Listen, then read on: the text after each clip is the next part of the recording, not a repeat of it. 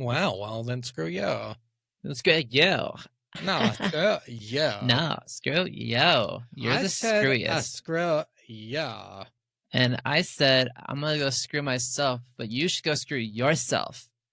Maybe we can screw each other later. This throughout the entire fucking episode. We never stop. Screw yeah. No, I said I'm gonna screw yeah. You know, there'd be one person out there who would think that would be the funniest thing ever, especially about halfway through. 40 minutes of it. Well, it gets to a point with anything you're listening to over and over again where it gets to the point where it's like not funny, and then it gets funny again, and then it gets not funny again, and it kind of keeps looping back. Maybe this hypothetical person keeps looping through, hoping that something different happens, and it just never fucking does. They get all the way to the end, and they're so unsatisfied. And we just feel so bad because you spent all that time looking for something that was never going to be there. Way to go, idiot! Well, welcome back, idiots. Idiot. Welcome. We are. B is for bad. B is for bad, as we are pretty bad. Yeah. Every week we watch some B movies or feel like B movies, and we tell you how good it was, what we liked about it, why it was cool. Or why it was just jack shit. Whatever. Or the mix of everything. We hope you enjoyed our last week's episode, which we just talked about this, and I already fucking Kung Fury. Thank you. God, you're welcome. It's because I got on Tammy and the T-Rex too hard. I know. We're doing another T-Rex movie. You pointed out, I picked out 3 of them in our first 4 movies. Yeah, we picked 3 dinosaur movies in the first 4 movies, which I don't know. Could you have a B movie without a dinosaur, I guess? Maybe not. Maybe 100%. You can. No. But, I mean, these are fun. So yeah, we're doing God, what did we just watch? Why is my brain VelociPastor? Thank you. God, you're welcome. My brain, like literally, we just had a whole conversation before we started recording about it and how cool and funny it was. And I even said the name. And for some reason now I'm like, yeah, I don't know anything. I just don't know what's going on. Why are we here? You just look pretty. I'll talk about the movie, okay? Sounds good. Well, VelociPastor, this is a 2018 terrible, terrible movie, but it's fucking awesome. But it might be purposely terrible at the same time. Yes, so I think it is.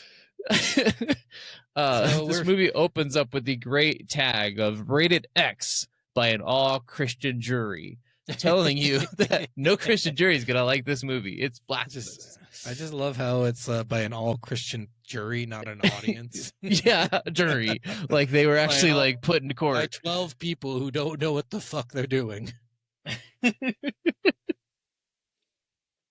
So let's start with the opening of this movie. This movie, oh God, I'm going to say was one of the dumbest things I've ever watched. But guys, I'm also going to say I did not stop laughing, I think, through the entire fucking film. So that's about right. That's about how you should feel about this. Well, I guess to start, this movie doesn't know what it is. That's like, as you get through the movie, like you're like, what am I watching? A horror? Am I watching an action? Am I watching a ninja movie? Am I watching a cop movie? Am I watching a self-discovery movie? Am I watching an early 2000s high school drama movie? What the fuck am I actually watching right now? A little bit of everything. And, it's got a little bit of something for you in there. You want ninjas? You want dinosaurs? You want church? You want hookers? Look under your seat. You get a car. You get a car. You get a hooker. You get a hooker. You get a dinosaur. Everyone gets a hooker. Yeah. They're called sex workers now. Or I like hookers. Ladies in the night. Ladies of the night. Okay. Well, so the start of this movie is just fucking phenomenal. Literally, it starts out by the main character who is a pastor in the Catholic Church, I believe. I believe so, yeah. Church. No, I think they all have pastors. Actually, well, they're all pastors, but they had confession, so it's for sure Catholic Church. Yeah, it was definitely Catholic Church. So he's a pastor, and he goes out to see his parents who are visiting him because he graduated pastor school or some bullshit. Yep. I didn't know there was pastor school. Maybe there is. I think there actually is, but I can't remember exactly what that entails. But he goes out, and then immediately the car blows up that his parents are in. And instead of showing like a blown up, like shitty CGI car or something, it says Is it VFX? It's VFX car on fire. Literally just in white with a shadow. Just VFX car on fire. And you hear an explosion sound beat. And you hear like some scream. You see the main character kind of get thrown backwards a little bit and starts going like the worst no.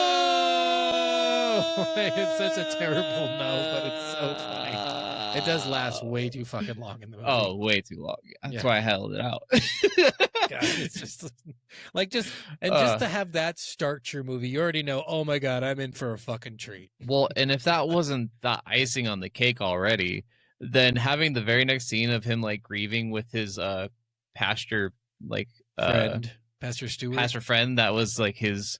Is that Stewart? Yeah, it's Pastor Stewart. He's Doug. He's Doug. Father Stewart. Yeah. But yeah, whatever. Your mentor, Pastor, he comes out and he's like, "It's what parents do. They die on you." And like this whole conversation is so weird anyway, because they do this weird, like they're talking on a chair together, but then they do a weird close up of their faces. Off to the side. Weird. And what I mean is like you could see in the middle of the scene that they're both sitting on a bench talking. A pew, yeah. And then on the left and the right side of them talking are their faces enlarged, showing exactly what they're saying while their mouths aren't moving in the original fucking scene. It makes no fucking sense. A lot of this movie isn't going to make any sense, and that's kind of the beauty of it all. And if you really could just roll with it, you will have a good time. And he gives a really weird advice for a father too, I will say. Yes. Because he says, go to where God can't find you. I'm like, all right, China. Go to where God will not follow, and if you end up finding God again, then you know you were destined to be part of God's plan or something. Yeah, it's a weird advice from a father, honestly. But yes, China is obviously the way that's farthest from God. You know, God will not follow you to fucking China. It is will not. He hates it. He's like, fuck this place. God, I took a shit when I made this place, and it's still shit today. And in case none of you know where China is, it's east. It's very east. China is east. Or west if you're going the other direction. No, remember, that's what he says when he gets there. China is east. Yes, I'm like, what? Yeah, okay. There were some weird, and it's like when he gets there, he's looking at a flower and he goes, China. Just like, what? What do you mean? And I think that's the exposition to say, like, yeah, he's in fucking China. Yep. But it's like, even funnier because ninjas aren't Chinese, they're Japanese. Dude, I like all of this. There's even like an Australian ninja at one point. He's like, crikey, it's the Dragon Warrior. This is Warlock, you buddy. What also, the Dragon Warrior becomes a velociraptor? Yeah, also it's the Dragon Warrior is a fucking dinosaur. Yeah, like what the? Might as well just make everything about this. Just nothing makes sense. Nothing.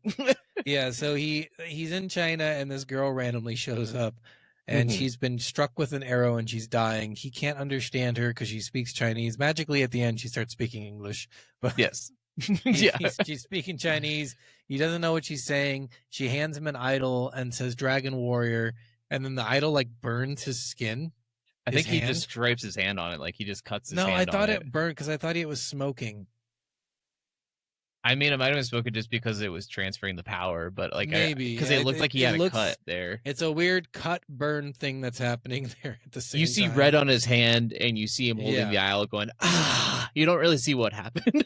Yeah, you kind of expect, like, to me, that moment because he turns into a dinosaur. Likely, it doesn't show it. Yeah, there, but yeah, it's weird. Seems it like skips that first transformation. Happened.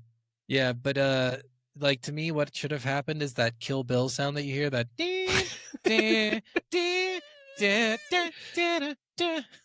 I think the whistle, the Kill Bill whistle. Yeah. You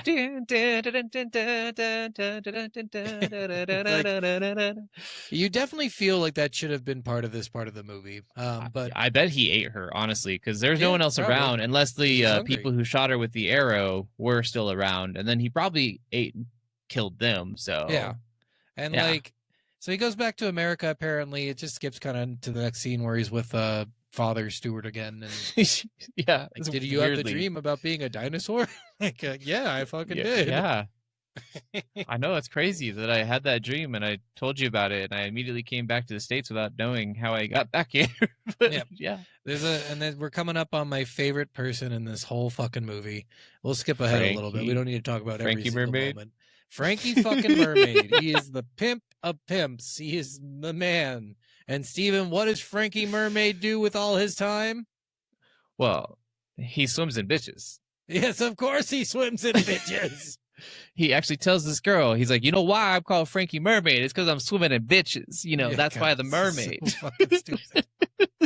He's literally my favorite character because of the next scene that he has. Like, it's so good. Oh, even in this scene, he says probably my favorite line in the movie. It's the most obscene. It's the crudest line ever. When he yells at the other person?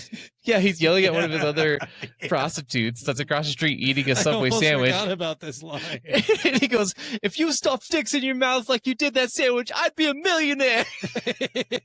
Oh my God. Frankie Mermaid was the absolute best part of this movie. I don't know who they hired for that as the role, but he did a fucking phenomenal job. Can you just be the most obscene, ridiculous I wish they would have made him last longer. I don't know why they killed him so fast. I was so bummed. He should have been the big bad. He should have been the big bad. Fuck the old Chinese guy. Yeah, I don't care. The Japanese guys, I don't know, because it's Japanese ninjas, but it's in China, so it might be a Chinese dude. He was also speaking Mandarin, so. Yes, but then the other guy he's talking to is always speaking English, and they perfectly understand each other without. Oh my God. There's a big like reveal at the end of the movie. You're like, did this really have to be in here? Yeah, it was a reveal that made no fucking sense, and I laughed so fucking hard in those flashback scenes. Stupid. So he's yelling at this hooker Carol. I think Carol, right? Yeah, sounds right. I think it's Carol.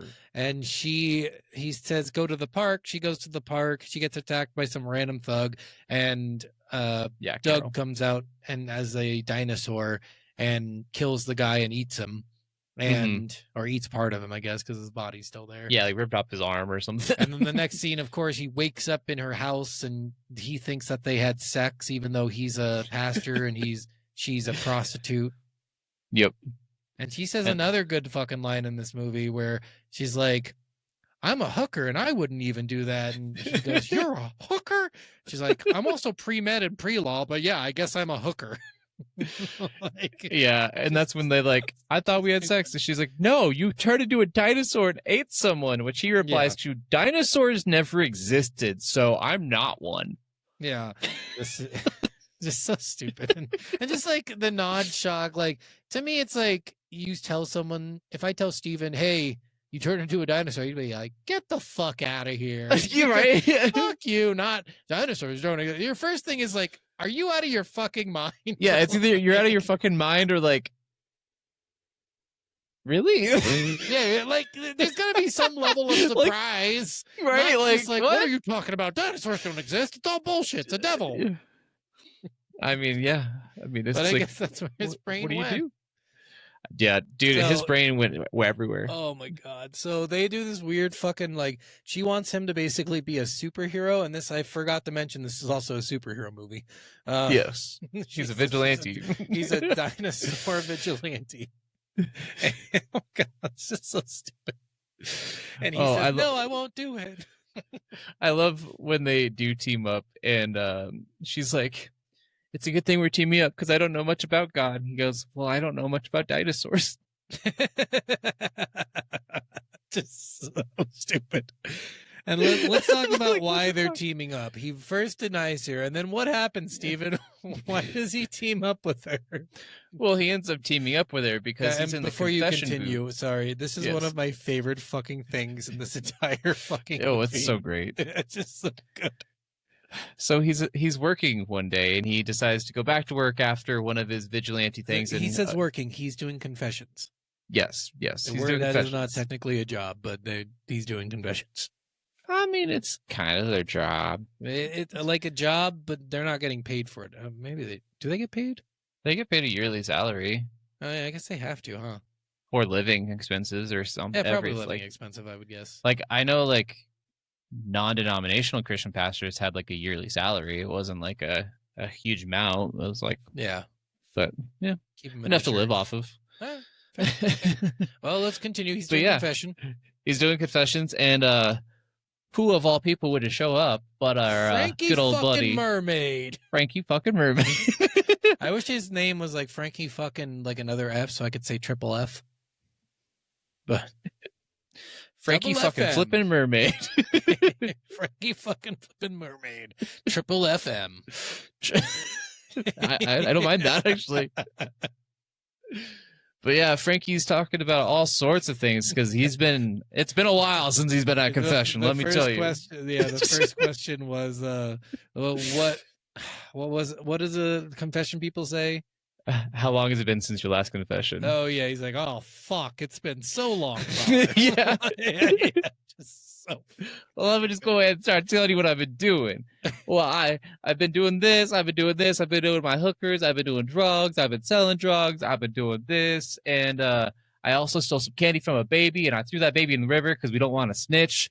And then I killed this pastor guy's parents outside of the church.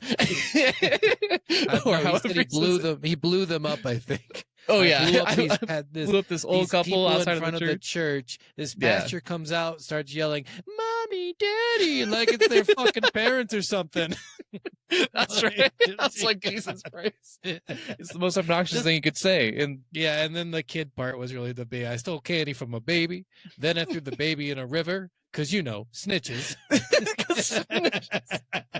Just it's. He's like the most over the top, but it's so good. Guy. He is the ultimate fucking asshole. He's the reigning champ of bad guys. Man. No, there's none. There's none. Absolutely none. Throw a baby into a river because you stole its candy. Then there's no redeeming qualities that you get. Especially because you think it's gonna snitch. Oh my god! You got to be a special kind of dumb and a special kind of evil to be this kind of malicious. It's just like he was the best character in the movie, and unfortunately, they do that parent line because they had to link I guess to try to. They had to give him motivation to be a vigilante a crime fighter. Yeah, it's just it was kind of dumb. I think Frankie Mermaid should have stuck around a lot longer. Well, the stupid thing is both bad guys both had familial motivations for him. For sure. So he kills Frankie Mermaid right there, and then his hand turns into a velociraptor hand. Apparently, what happens. Also, he's too big to be a velociraptor, right? Yeah, he's so fat. Like it's one of those like inflatable discount cheap ass costumes. They found out velociraptors were like 2 to 4 feet tall. Well, and like most of the time you think velociraptors, you think Jurassic Park or Jurassic World, and those are you see the little blue is a velociraptor, and she's a little tiny little thing like the size of a human. Well, the size of a human, but again, I think they're even smaller. I think they're like 2 to 4 fucking feet tall. Maybe, but I mean, everything we see on movies is at least about human size or a little smaller than human size. Yeah. They were like, they need to be able to eat a human in one hit. I mean, or just lots of little hits. No, one hit. One fucking hit. So he kills Frankie, goes back to her, and they have the stupidest fucking montage for like, we were talking about this. We don't think it's a training montage per se, but it basically is a training montage. I said romantic training montage of priest and prostitute bonding over moral murders. Moral justice? Yeah. Moral justice. Which it's just so bad. And they do this twice, so long. Which is really strange too. And also the reason, so after all this, he does it. It could have been like 4 months. It could have been 1 day. It could have been 6 hours. We don't really know. It doesn't do this, timestamp thing that we're used to in movies. You don't know we anything. We have no idea how much time has went between montage and him talking to the Father Stewart again. But he talks to Father Stewart, who says, "We need to exorcise you, and we can't wait for the Vatican. So I'm going to take you to my guy. We need to exorcise them demons." So he takes him to this guy, Altair, and this is where, like, it gets kind of weird, where they start, I guess maybe halfway through the movie, they're like, we should have flashbacks. We need this Father Stewart to have some war flashbacks. Yeah, so he was during in the middle Vietnam, of an exorcism, apparently, which is the funniest fucking, like, they literally just put a blonde wig on him to make him look younger, because otherwise he just still looks like an old fucking, he still has a fucking gray mustache, like... Oh, so good though. It's so good. And he goes through this whole thing, and the best fucking part is he's got a girl back home, and she comes to Vietnam apparently, and starts yelling his name, which I cannot remember his first name. I don't either, but I just remember they're like doing that whole like romantic comedy like trope where it's like Billy, Susan, Billy, Susan. And they're getting closer and closer, and she comes right up to him and says, "I love you." And as she's saying, "I love you," she blows up from a fucking trip mine. And two guys just walk over and say, "What was she doing out in the forest?" "Probably trying to start a family." Just like what? What? I think my favorite one was the guy when he first walks up. He goes, "Not much we could do for her now." Oh yeah, like, just she's literally no just shit, blood. Sherlock. She's a puddle blood on all over fucking the father Stewart, but not much we can do for her now. Like, oh, it's so bad. God. But yeah, It was she was just so starting to fart. dumb. Yeah, because when you're starting to you want to have a family and your husband's in war, you just go to that war zone. You find him in the middle of all the chaos. Have you never done that before? I've not been in love with a soldier. Well, you must have not been in love very well then. Not with a soldier. I mean, just in general. You have to be. I mean, if my wife was a soldier, I might be. I don't even know if I would. I don't know. I was like, So he gets an entire fucking backstory. The guy tries to like exercise, I guess you could say.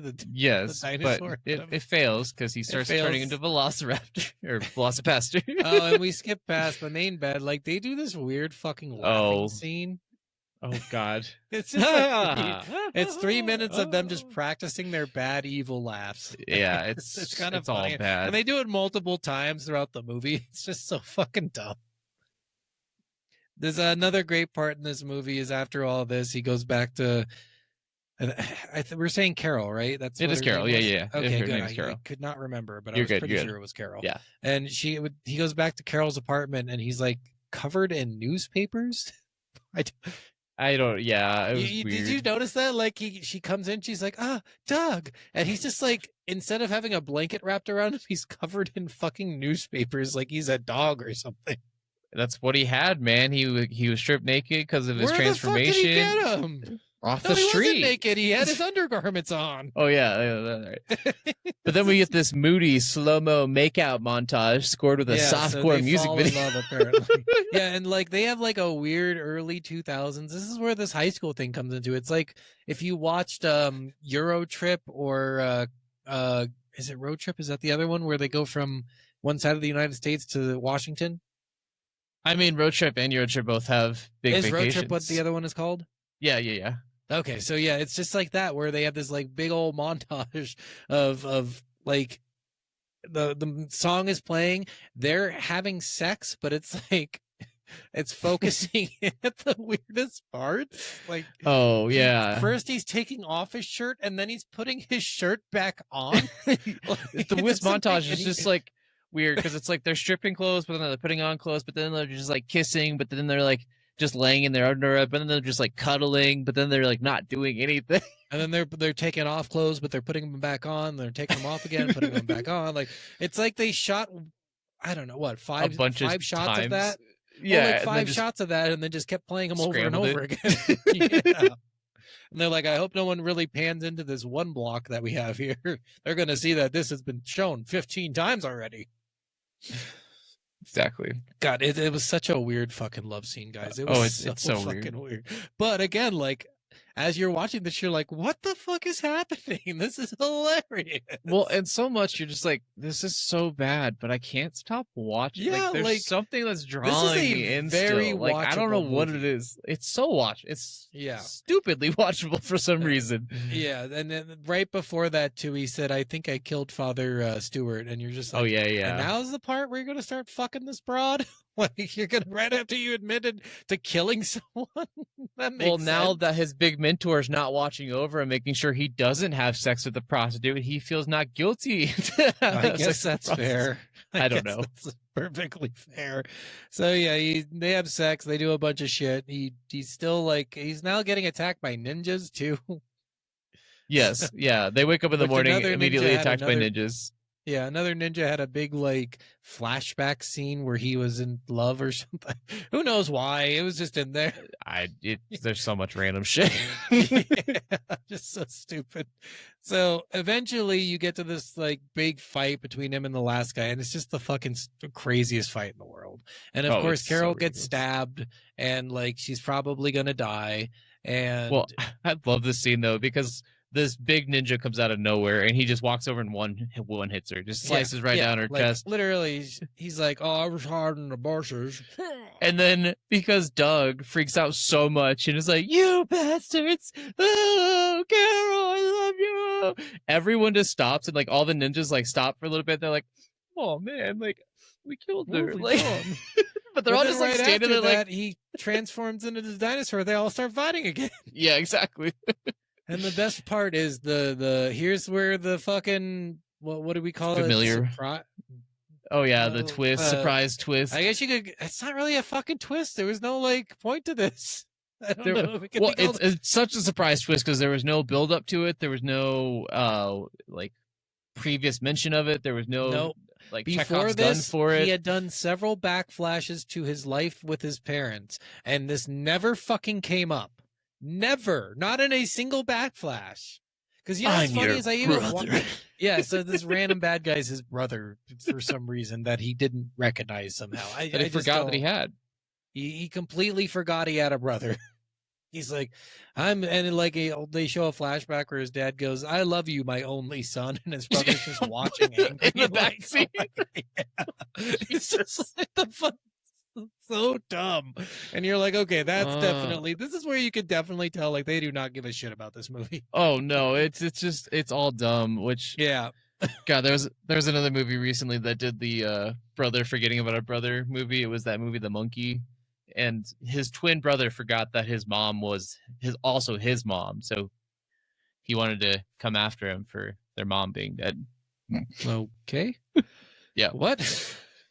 Dude, it's the dumbest fucking thing ever, and it's just as dumb as this one. It'd be honestly funnier if they said, I'm your cousin 3 times removed, you know, for the 4th time.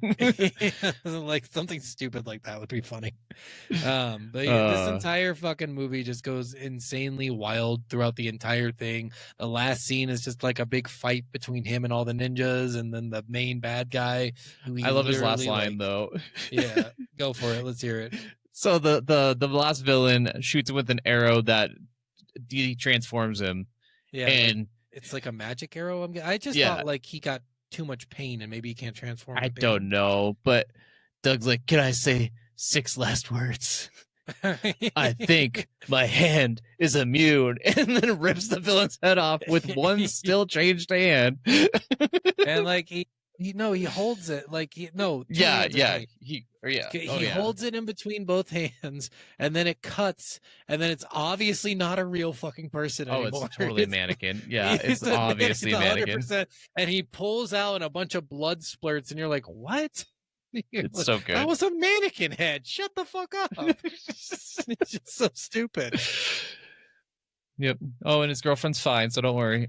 Oh yeah, his girlfriend. It's so weird because they do so many smoking scenes in this movie where somebody's just smoking a cigarette, and this like doctor with one of those old-fashioned reflectors on his fucking head comes out. And he's like, "Don't worry, I'm pretty good at my job." Just like, pretty much. It's just so dumb. And then as soon as Doug leaves, he's like smoking a cigarette, like, "Job well done." Yeah, motherfucker. It's so stupid.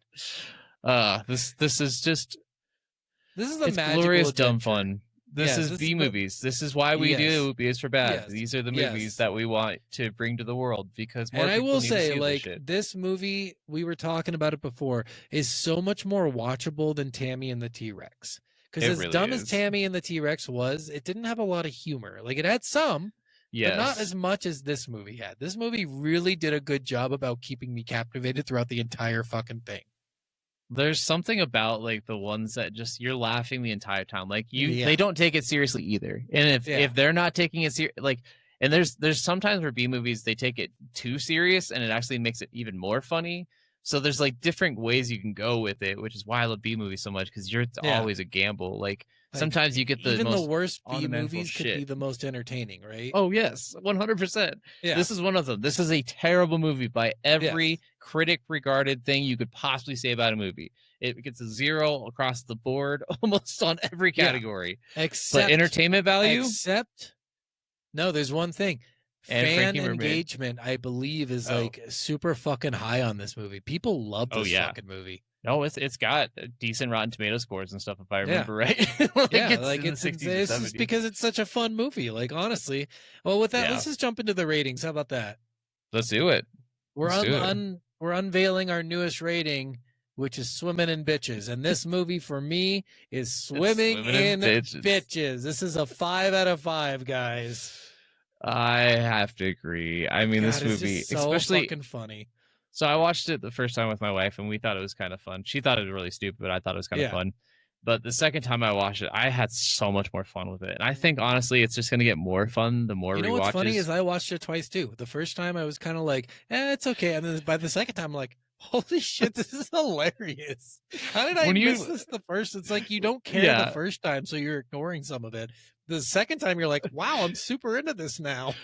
Well, I think it's also just because you let go of like every notion you had for what this movie could have been your second watch, because you already know it's going to be. So you just like fully just like, all right, I'm just gonna just relax and have a good time. Yeah, and you just fall into it, and you just fall into it in such a pure joy, nonsensical kind of way that I love stuff that's just so absurd that it just doesn't make any sense. Like it's so good every time. 100%. And I think this movie has just earned the Swimming in Bitches remark. I believe this is my first Swimming in Bitches. So I think it's mine too, actually.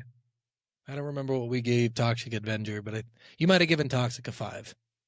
I think I gave it a corner. I think I might. I can't remember if Kung Fury and Toxic Avenger were 4s, if they were 5s. Oh, actually, Kung Fury might have been a 5. Kung Fury might have been a 5 for me, actually. We'll have to actually go back and write down our rating for these. We do. I actually need to go back and do that before we get too far into these. All right, guys. Well, thank you for listening. Thanks for watching if you're watching. Thanks for checking out the videos if you're watching the videos. We will catch you on the next one where we are watching Cool as Ice. Vanilla Ice. Rom-com thriller. Non-dinosaur movie, I promise. Rom-com drama, I'll say. I don't. There's no dinosaurs in it, I promise. No dinosaurs. They're better. If I see one station that has a fucking brontosaurus on it, I'm gonna be fucking pissed. And he does rap, and he does hit on an underage girl, and there's a lot of weird shit. Good. And he's only 42 when he does it, so it's fine. I don't know his age in this, honestly. It's definitely young 20s, but yeah, it's weird. It's a weird movie, but I've watched it 4 times, so join me. Okay. All right, guys. Yeah, if you want to watch along with us and see what we think about it, see if you agree with our opinions, please do. All right. And see you next time. We'll catch you on the next one. Bye.